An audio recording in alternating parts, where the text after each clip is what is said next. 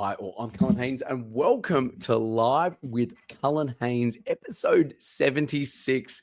And a bit of a blast for the past with this episode. For anyone who's been following my journey, the legal home loans journey, a dear friend of mine came on one of our original shows back in the day, the LHL Story series back in 2019. Dig out the episode. It's definitely a great one. So we're going to be revisiting. This is like a spiritual successor of sorts.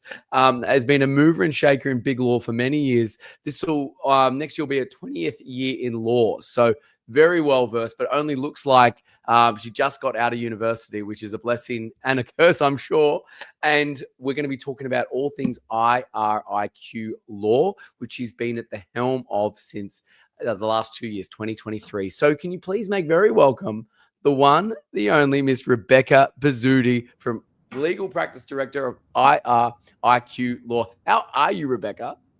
Hello, I'm very good, Cullen. Thanks for having me. Thanks for that lovely introduction. Of course. Yes, I do recall when we last caught up. It was at Sydney University when I was doing my Masters in Labour Law and Relations. It was sitting in the grounds. We had a little, we're on one of those benches with the nice background. It was actually a good episode. So I'll put it in the show notes. A bit of a throwback. We'll get people, we'll get some, we'll get some cheeky Actually, no, I probably look exactly the same. If not younger. The truth is, I've discovered the fountain of youth, Cullen, and no, I'm not telling you where it is. And it must be growing a very prestigious award-winning law firm like you're doing right now. That must be the secret. It could be. Although I think it's others might say it has aged me dramatically.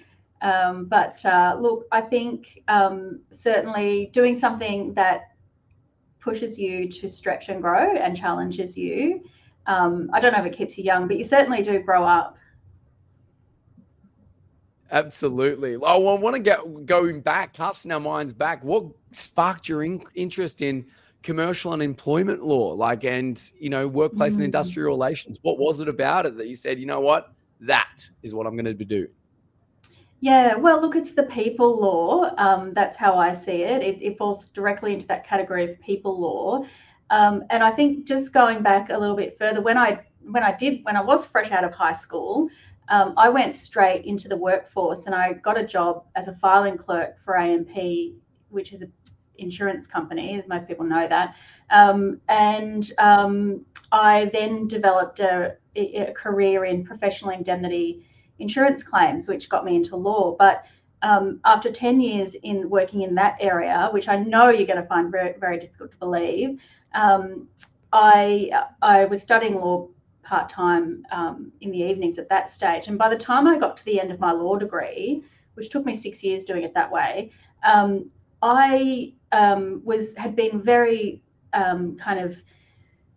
well-versed in and immersed in commercial disputes between companies and businesses, and what's the legal meaning of the, they, thou, and look, it was all very well and exciting, but I got to the end of my degree and I wanted to work with areas of the law where people got involved, where it intersected with real people. Now, I suppose, that was the start of my law career vastly the furthest you could get from commercial insurance and litigation. But I think it wasn't really a very big leap from there to say I particularly like the area of law that intersects with people when it comes to employment and industrial relations, because people spend a lot of time at work and form identities and communities and relationships, and there's so much to that, and the law intersects with that in such a meaningful way. There was a particular case that I was involved in that kind of was the impetus for me going off to do the Masters and really kind of get into this as an area of practice and develop more expertise. And that was representing an individual employee who had, a grievance and a very good case, and we ran that. And I was still learning kind of the ropes of this particular area of law at the time. And what all smart lawyers do in those circumstances is brief a barrister who knows their way around. And so I learned a lot with some great barristers in industrial law barristers. And I think, we got a good result for that client, and that really was what kind of steered me in the direction of specialising, for want of a better word, because I haven't done an accredited specialist course in this direction. Yeah. Amazing. And like, if you could look at your long and luminous career so far and talk about it in just film titles, how do you think you'd go about doing that now? Look, I thought about that, Cullen. I wouldn't describe it as long and luminous. I think my career has been what I call a squiggly career. And that's a phrase that I've borrowed from a book of the same title, Squiggly Careers. But it's really about that, kind of just finding your way, just following your nose. I've done all sorts of different things in lots of different types of legal practices, big, small, otherwise remote. I've been as far as Alice Springs for and the Aboriginal Legal Service out there, going out to town camps and sitting down with people who had their children removed, to being obviously in a top tier law firm and acting for government. So two ends of the spectrum, I suppose, but everything in between. I can't think of it. I just couldn't do the film titles justice. Last time you asked me that question, I put so much thought into it, and I come up with this great series of titles, but it was a bit beyond me this time. It has been, almost 20 years. So no, that is okay. Well, people are resonating. We've got Charles Caldwell joining in. Colin, I'm afraid.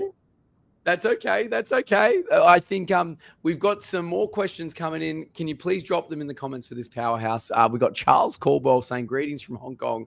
Greetings, Charles. And we are streaming live. It is now 12:31 Australian Eastern Daylight Time. So YouTube, LinkedIn, Facebook, Twitch, X, and the old TikTok. Put your questions in. We'll put them to this absolute legend in the space. And thank you for rewatching or re-listening. Now, you're the go-to advisor on bullying, harassment, discrimination cases, those sensitive workplace cases, right? Why do these issues resonate so strongly with you, Rebcca?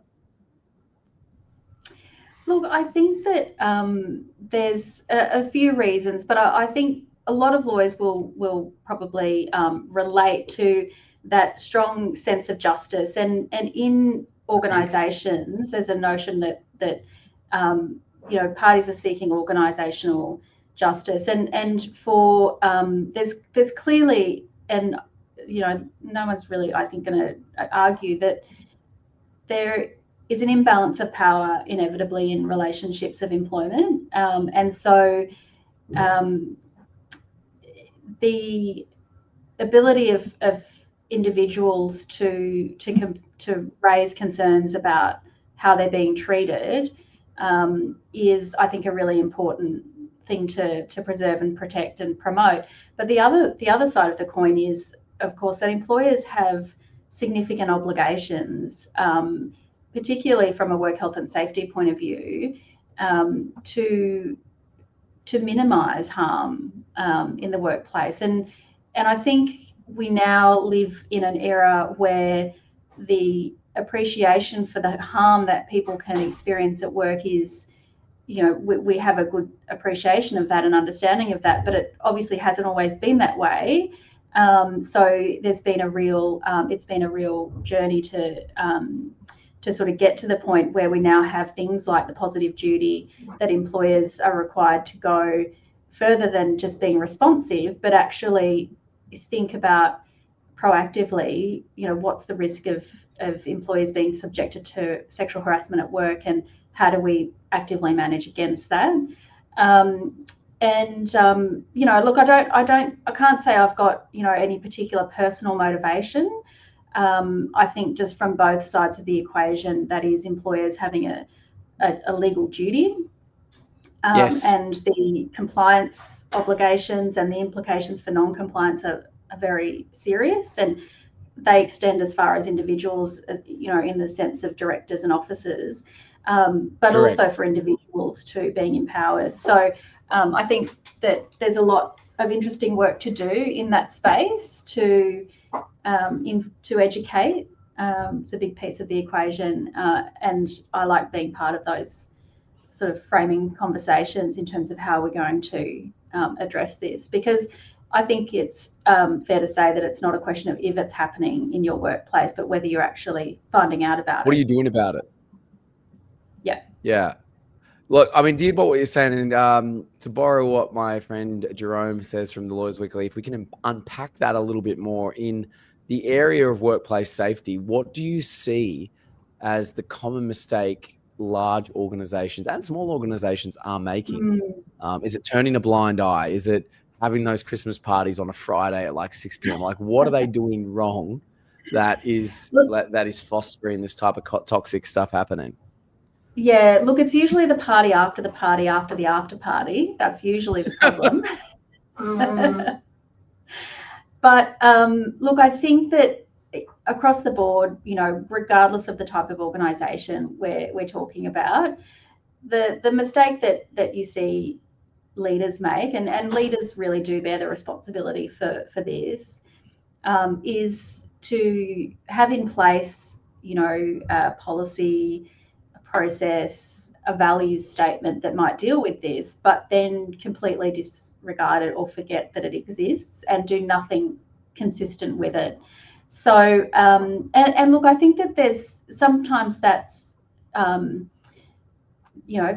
it's hard to say that it's deliberate, but I think a lot of times leaders have blind spots, and they don't. Yes, of course. They just don't have that insight to understand their role in implementing value statements and policy around this in organisations. Yes. is really significant. What they do or don't do is critical to the success of, or how well, these things are managed in an organisation, big or small.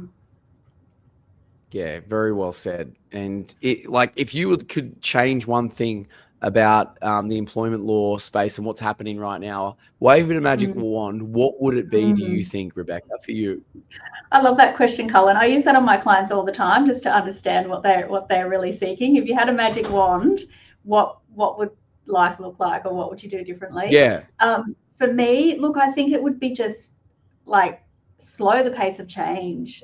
Really, just let's all just stop and take a minute and digest what's happening, because the rate of reform, legislative reform in this space, has been completely unrelenting since at least 2020.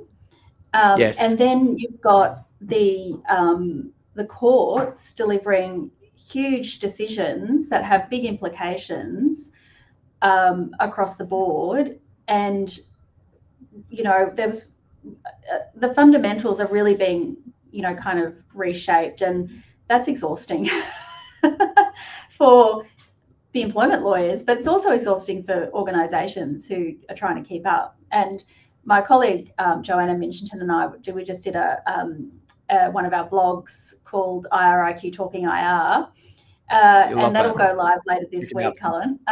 We just finished. Check it out, everyone. We'll put it in the show notes. We've just finished a vlog about a recent decision of the federal court involving Coles and Woolworths, and they always get a lot of attention because the Australian underdog loves to see the big guy go down and get punished. But at the end of the day, the implications are for all employers, and it's really reframed some very common approaches to insurance contracts and the payment of wages under awards and how they're offset. So, likely to be appealed, possibly a high court type of matter. And as employment lawyers, we feel like we're in this territory all the time. No doubt other areas of law do too, but it's just been a fairly constant pace of change. So if I could change anything, it would be, let's just keep doing one thing for a little while and give it a chance to work. I love that. And there's a lot of young viewers on there. We've got obviously a large network with you and myself watching at the moment. What lessons would you like to share with the younger generation coming up, young professionals just starting out in employment or industrial relations law, or even just the workplace? What would you like to say to them? Look, I would say particularly, obviously, to lawyers, be prepared to try new things, and don't be afraid to try new things. I Yes, think that there's a fairly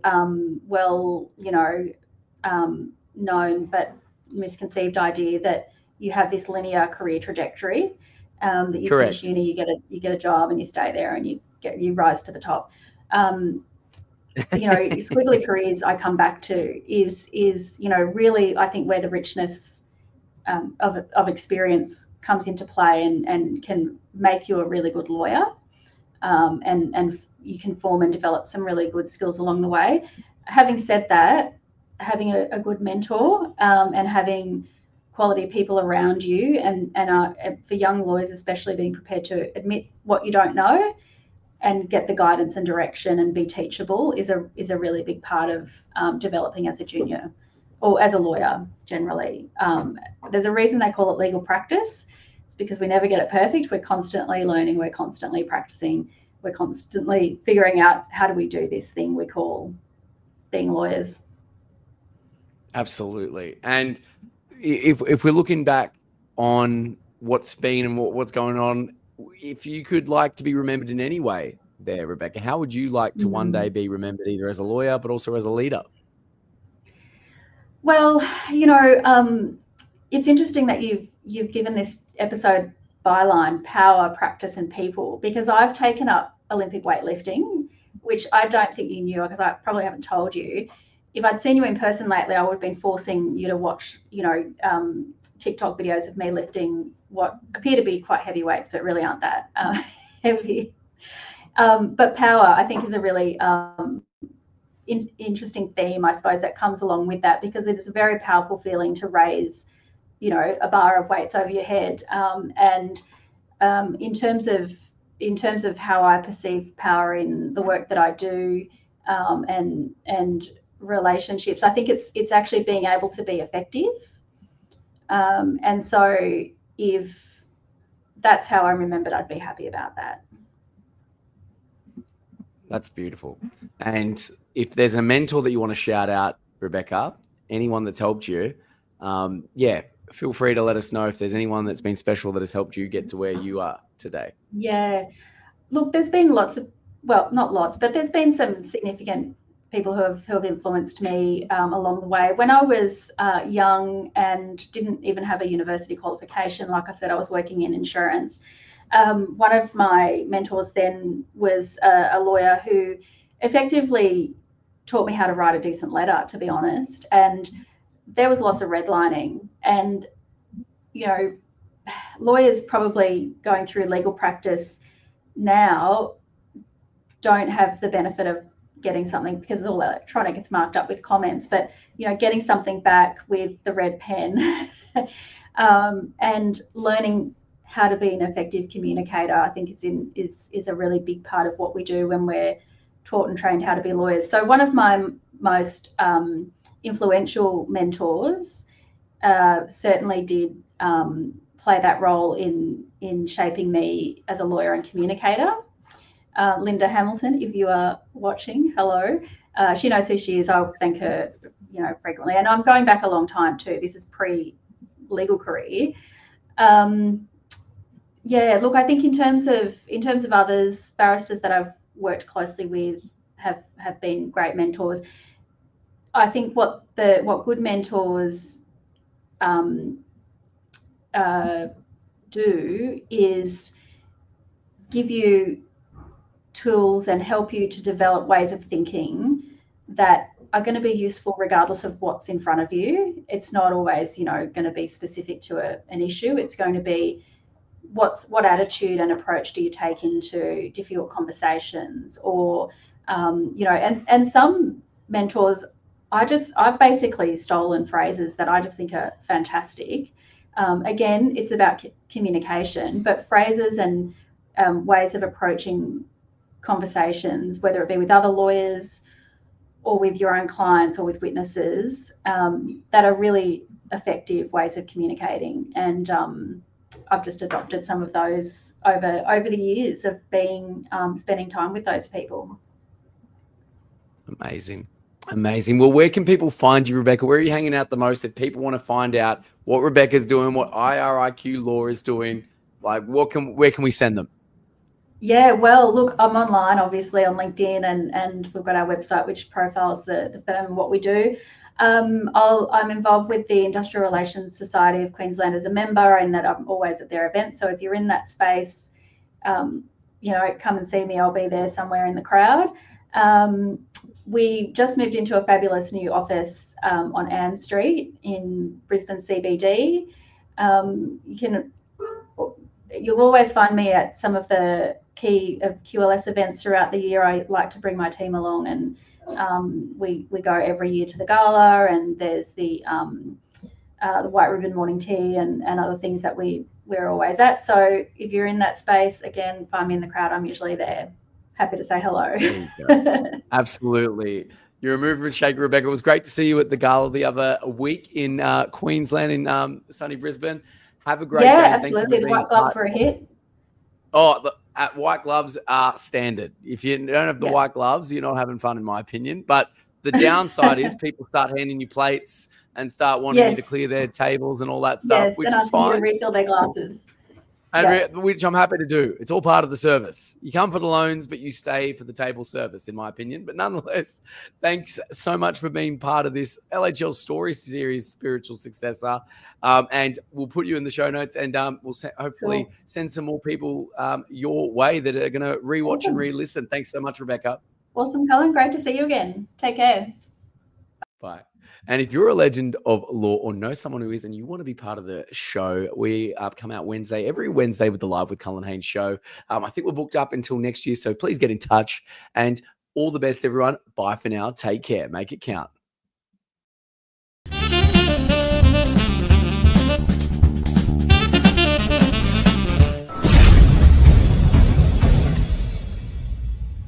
Hey there, Cullen Haynes here, Australia's leading broker for lawyers on LinkedIn, and here's why I want to talk to you today about my new book, The Laws of LinkedIn, 23 ways to find your tribe, build your following, and make 7 figures on LinkedIn. When I started this journey 7 years ago, when we built, myself and Andrew, my business partner, we built legal home loans from the ground up, the pain point for us was we were at a standing start. No one knew who we were. We had no money, we had no contacts, and basically we had to find a way to make our voice heard, talk to our tribe, the legal community, and build trust. And the only thing we had at our disposal was LinkedIn, which was and still is free. There's over 1 billion people on LinkedIn, and I wish when I started, I had this book with me to guide me, because I basically distilled my 23 top leading hacks that we use to build our business to a 7+ figure, and I really want to get it out there and share it with you. So if you're back